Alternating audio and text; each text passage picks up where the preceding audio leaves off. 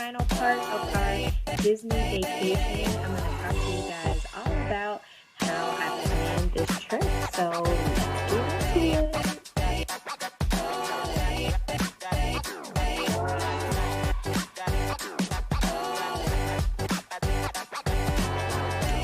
So, like I mentioned to you guys before, our original plan was to do a week in Disney followed by a week cruise.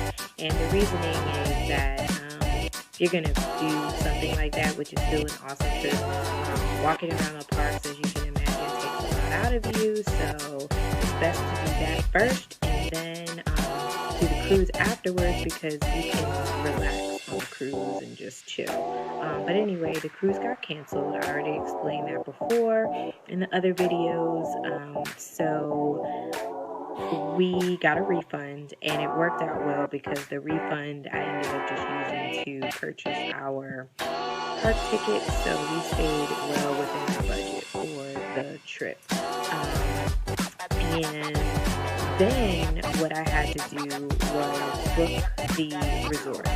So we actually have been taking advantage of a family member's timeshare that they don't use anymore, and we were able to book this site. So one of the things that we could have also done was book a resort that was on Disney property. So there's lots of benefits for being on Disney property. You get to use all the Disney free shuttles. You quite possibly will get to use extended hours. Sometimes they offer extended hours, which you will be able to go to the park earlier than open time or stay later after closing time to the general public. And there's also lots of other perks to staying on property. We could have stayed on property, but the way that the points transferred, we would have only been able to get a studio or a one bedroom, which we opted to use a 2-bedroom. And honestly, for COVID, all the extended hours were no longer happening. They were not offering the dining package, which they usually offer. Sometimes you can get the dining package when you book their resorts. None of that was being offered. So it actually was better for us to stay off property.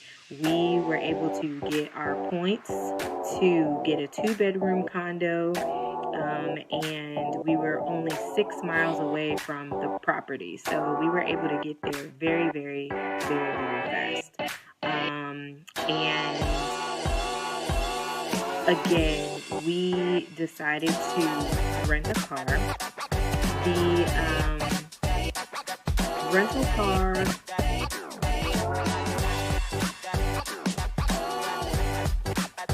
let's talk about the rental car. We decided to rent a car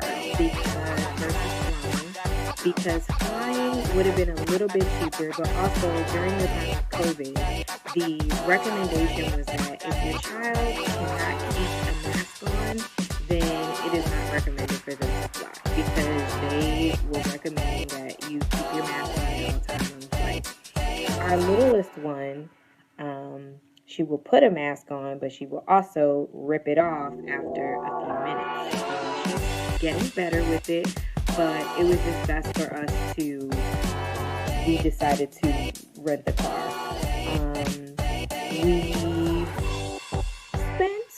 It was a little pricey because we were staying for 2 weeks.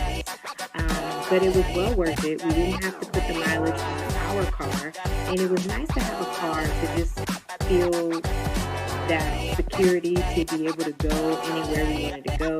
We also never know what the weather's going to be in Florida, whether a hurricane is going to pop up.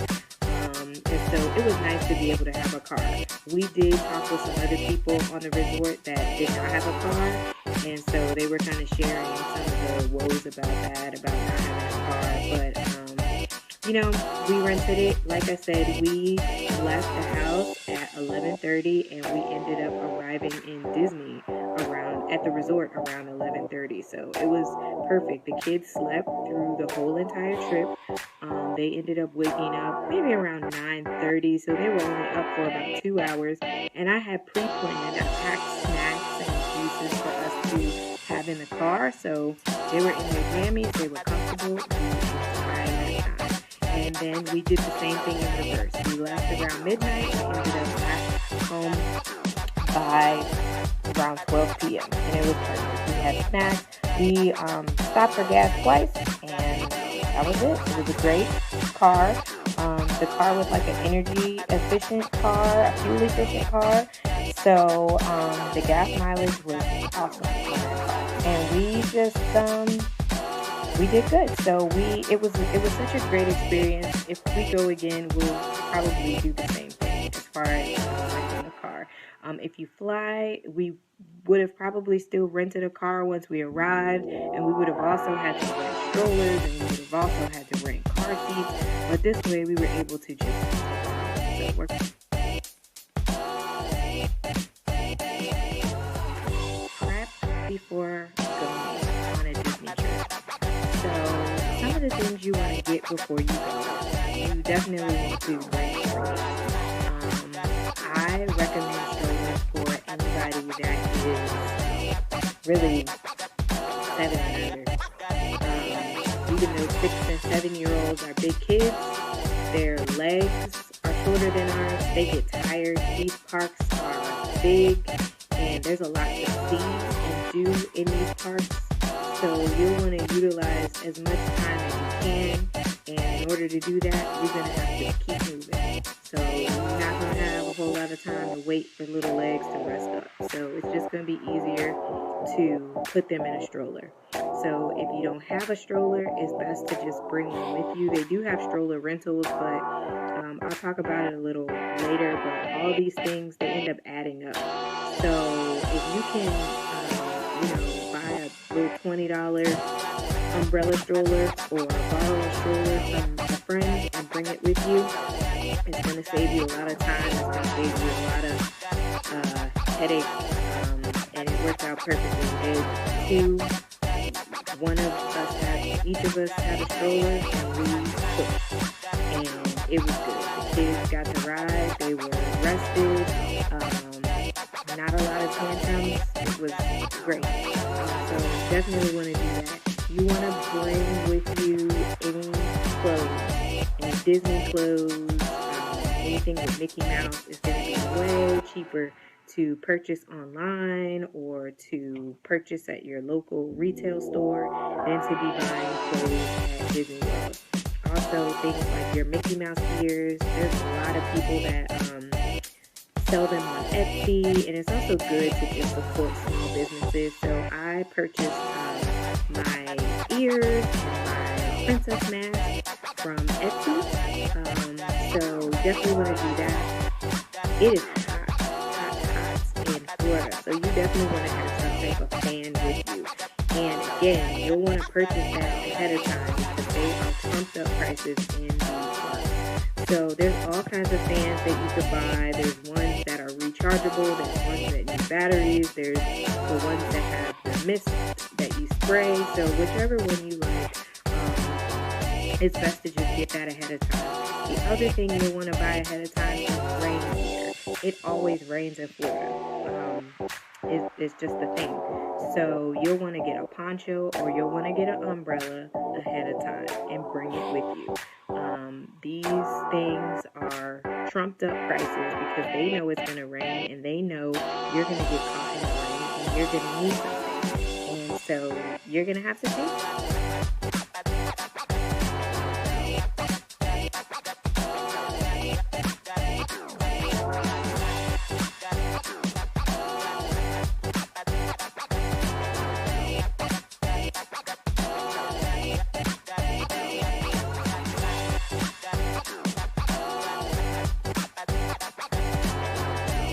Guys, open your bags. What do you got?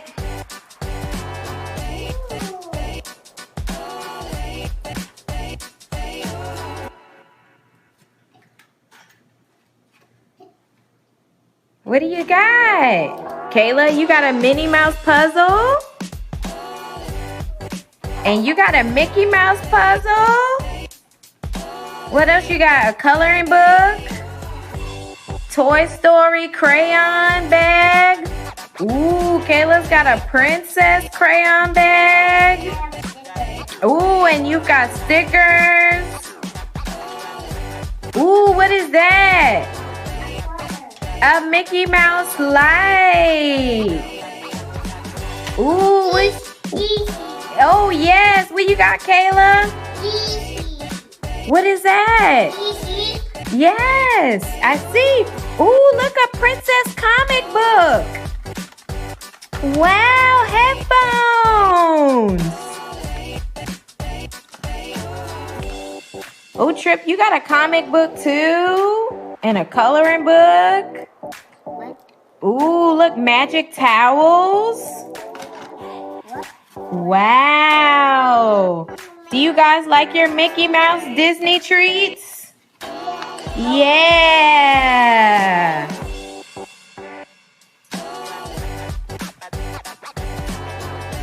The next thing you'll want to do is plan your park days. Right now, for COVID, they are making you make park reservations. So you can't just walk into the park like you used to be able to. You have to already have a reservation. But this is honestly good to plan your days ahead of time for your vacation. Whether you're staying for a few days or a week or 2 weeks, it's good to have this stuff planned out. So you're going to pick the days that you want to go to each park. It's best to look at the park hours. Not all the parks have the same hours. Animal Kingdom is one of the ones that tends to close early. Magic Kingdom and Epcot tend to stay open late, like 9 or 10 o'clock, depending on the day that you go. And each day of the week, the times are different. So during the week, the times are earlier. During the weekend, the times are a little bit later. So you definitely want to check out the park hours and also do a little research to see which parks are the busiest on which days. Obviously, your popular parks like Animal Kingdom and Epcot are going to be busier on the weekends because people who come to visit and they might only be going for a day or they might only be going for the weekend, they're definitely going to hit up Magic Kingdom and Epcot during the time that they're there. So if you can hit up Epcot and Magic Kingdom during the week when it's a little bit of a lighter crowd, that's going to be your best bet. So it's definitely good to plan your park days and plan your rest days. If you're there long enough, you definitely should plan a rest day. I don't care how old you are or how young you are, you are going to need a rest day. These parks are no joke. You're going to be tired. Wear comfortable shoes, wear comfortable clothing, but it's hot, okay? Especially if you go during the summer months in Florida, so you definitely want to be comfortable versus heat. And luckily there's a lot of clothes that you can see. Also, within planning your park days, you're going to want to plan your day in each park.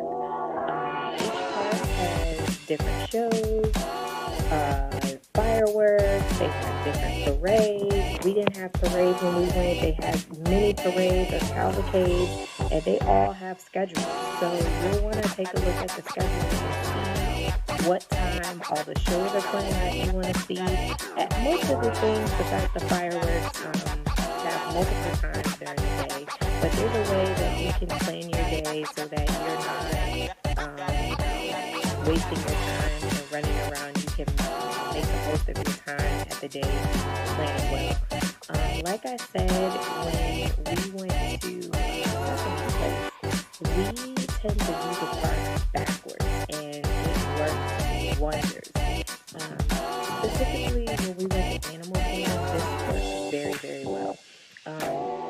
In Animal Kingdom, most people go to the Avatar Land and ride the popular attractions there. but we did that backwards. So we actually started on the right side of the park instead of going to the left straight to Avatar. We went to the right side and we started off in Dinoland, and we were able to walk on all those rides. In fact, we were able to ride the track that we talked about 3 times in a row because there was like nobody there. So we did that and then we walked around backwards. So Avatar was actually the last land that we went to right before we had to leave, and we only had we rode on like the boat ride, and we really only had like a 10-minute wait to get on that ride. And normally that ride is like a 30-minute wait. So we zoomed through and we didn't have to wait in line for hardly any of the rides. We did everything backwards. And other people, they definitely had to wait in line. I call it the Yeti ride, the roller coaster. Greg walked right on that ride, and he could have probably done it again, but we just kept on moving. So definitely you'll want to, if you can, do the park backwards in terms of the rides. Don't go straight for the rides that everybody's going to go for. Go for the other rides and then do the popular rides last, because by that time the lines are going to be a lot less because everybody will have done those already. And definitely just try to, map out your day, what you're going to do, where you're going to go, have a plan. In Magic Kingdom, we went to Fantasyland first, and then we went to Frontierland, then we went to Tomorrowland. So just have it, mapped out and figure out what you want to do. And it's going to make your day go by so much easier. Have a rough estimate of when you're going to stop and eat lunch or when you're going to stop and take breaks. And it's going to make your day go by so much quicker. You're not going to be fighting or arguing with each other. Again, it's hot. And when it's hot, you really can't think. You really can't make good decisions. So it's best to just try to plan your day out as possible before you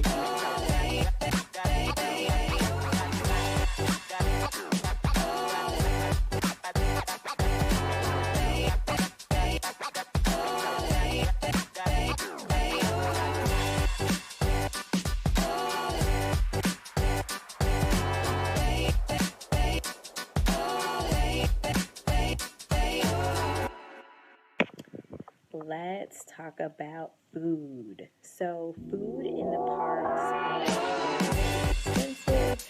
If you are able to take advantage of a dining plan or some type of meal plan, that's usually going to be the best thing for your buck. You have to eat inside the park. We were able to do this in SeaWorld. SeaWorld doesn't let you bring any food, outside food inside of their park. They let you bring in like small snacks because they know like they're going to have to be coming.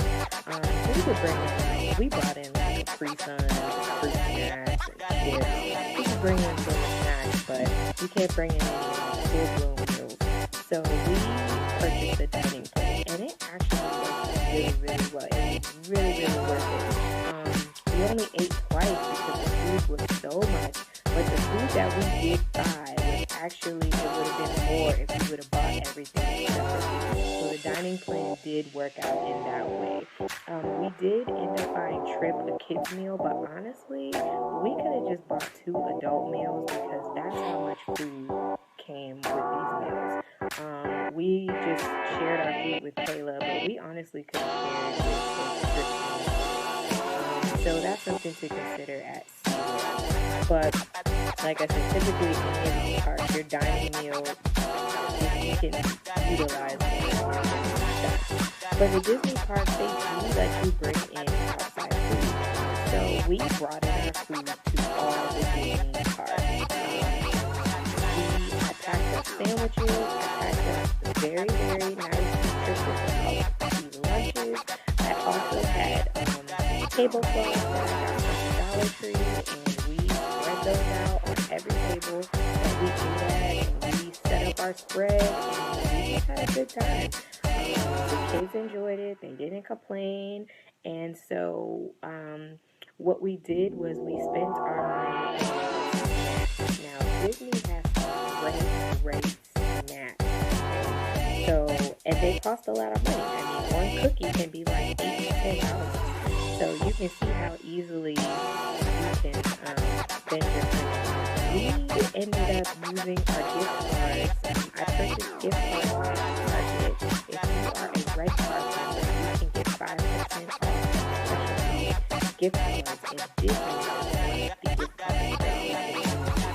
So I got about $300 worth of gift cards at Target using the 5% discount.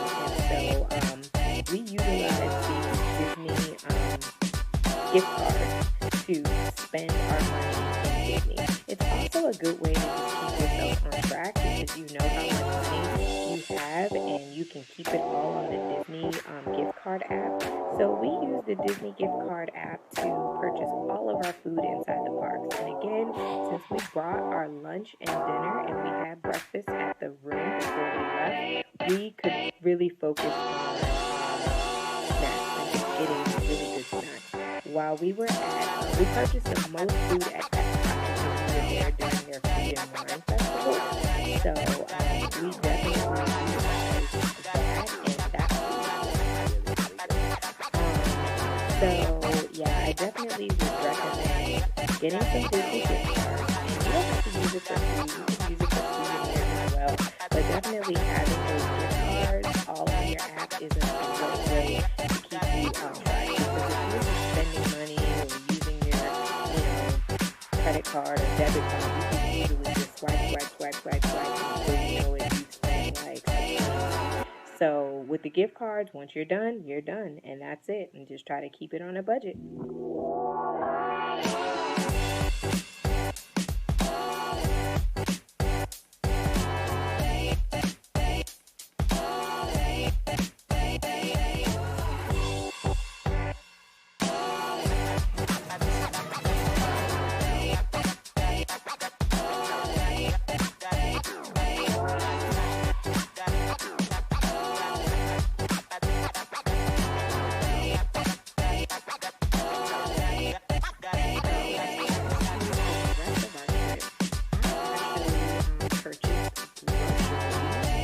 For 2 weeks, I spent about $200 on groceries, and that was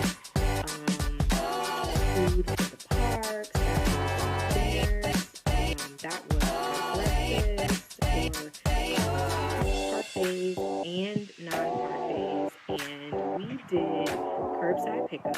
But the resort actually had a service where you could pay up to between $15 and $30, and you could give them your grocery list, and they would purchase your groceries and have them ready and delivered to your room by the time you got there. So that was the service that they provided, and you could also just order groceries through them anytime you wanted, and they would deliver them to your room. Like I said, we purchased our groceries for pickup, and so I purchased the groceries like 3 days. I think I ordered the food like 3 days before we went.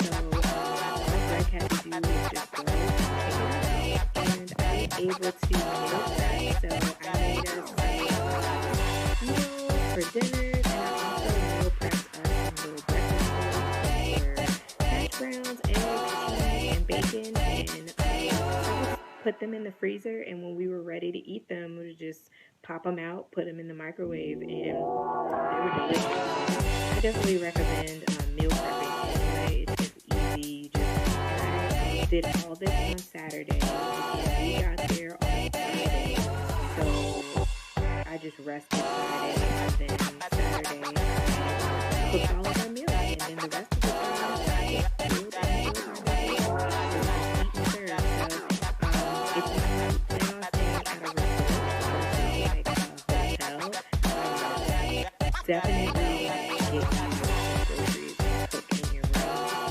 and just meal plan. The first day you get there or the second day you get there, just meal plan. Meal prep, and you'll be good to go. You don't have to worry about it. It's so much easier to cook your own food versus eating out every day. And I explained before, the parks, the food is so expensive in the parks. So if you can cook your own food on the days that you're not in the parks, it's going to save you a lot of money because Disney trips are expensive in of themselves with the park tickets, traveling, the hotel, food, gas money, food. It's expensive. So any way that you can save money, try to do it. Take advantage of it.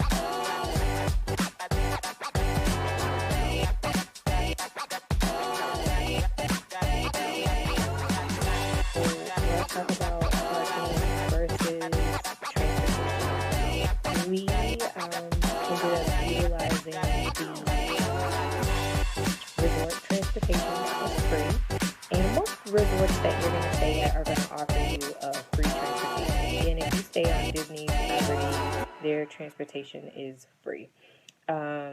So sometimes if you stay off property, they might charge you $10 or $15 per person. So it just depends on where you stay. Like I said, our resort, Summer Bay, Orlando, offers free shuttles.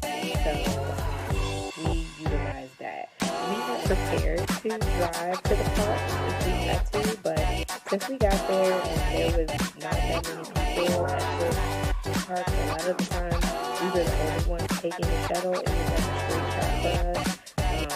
We just ended up doing that. But parking at the Disney park is $25 per day. You are able to leave and come back if you need to all day, but it is $25 per day.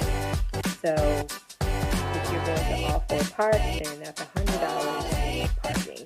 So it just depends on what your needs are. Obviously, if you take transportation, you're not going to be able to leave when you want. You're going to have to wait based on the shuttle times. And you might be going to various different resorts before you stop at yours.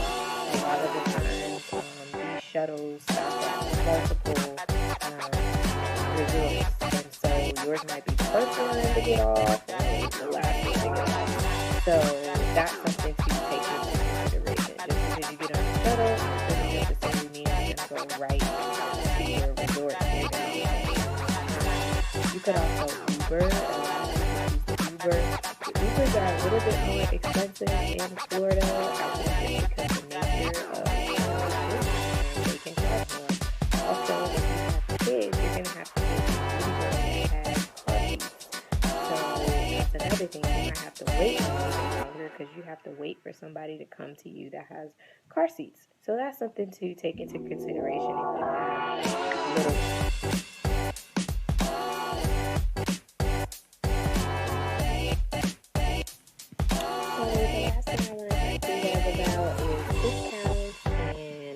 Booking your trip during certain times. So definitely take advantage of any discounts. We were able to utilize military members and memberships. So if you have any military people in your family or you know any military people, they are able to go on base and get you some tickets at discounted prices. Even better, if a military person is traveling with you, you are able to buy a different type of military discount, and they are, I think, like up to 40% discounted tickets. So that's an amazing thing if you actually have a member that is going to be traveling with you. For those, the military person has to be with you or veteran. But those are great discounts. Also, if you have AAA or if you're a part of any vacation or travel club, you definitely want to take advantage of any discounts that you can get.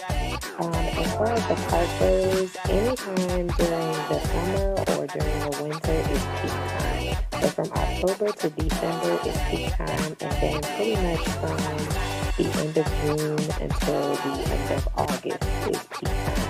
So the ticket prices are going to be more for the park. We were able to book our trip during September.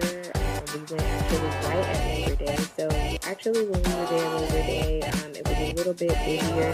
After Labor Day weekend, everybody was gone. So the rest of our 2 weeks, we were just chilling. It was barely anybody in the parks. We were able to walk on a lot of the rides. So if you're able to go after school starts, after Labor Day, I would highly recommend it. If you have young ones that are not in school, even if you do have kids in school and you are able to take 1 or 2 days off from school, I would highly recommend it. It's the best time to go. Literally, once we got back home was when all the pandemonium started. Disney had to start closing down their parks due to capacity. They had to stop allowing park hopping. So just in a matter of a couple of weeks, it was a huge difference where we were able to walk on rides. The parks were pretty much empty. So if you can go during the off-peak times, it's going to be well worth it. It is a little bit of a sacrifice if you have school kids, but it was well worth it. So I hope you enjoy my tips and just how I ended up planning